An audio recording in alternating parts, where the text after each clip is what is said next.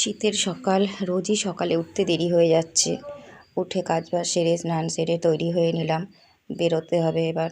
কিন্তু মনে পড়লো আমার সুন্দরীদের তো এখন রোজ একটা আমার এক্সট্রা কাজ, ওদেরকে রাতে ঘরে রাখা আর সকালবেলায় রোদে দেয়া। রাতে ওদেরকে না ওখান থেকে সরালে, জানালা খোলা থাকলে আমাদের ঠান্ডা লেগে যাবে, আর সকালে ওদেরকে রোদে না দিলে ওদের ঠান্ডা লেগে যাবে। তাই ওদেরকে সুন্দর করে সাজুগুজু করিয়ে আবার বসিয়ে দিলাম রোদে। এবার আমি বেরোচ্ছি, দোকানে যাব।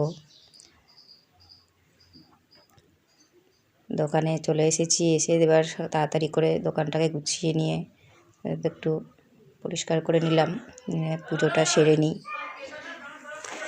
প্রত্যেক দিন বেজে যাচ্ছে 9:30 10টা বেরোতেই বাড়ি থেকে।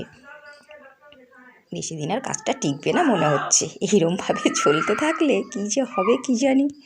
ঠান্ডাটা ভালো সবার জন্যই, ঠান্ডায় শীতে খেতে পারে ঘুরতে পারে, কিন্তু এই কাজবাজের মানুষদের একটু কষ্ট হয় শীতের দিনে।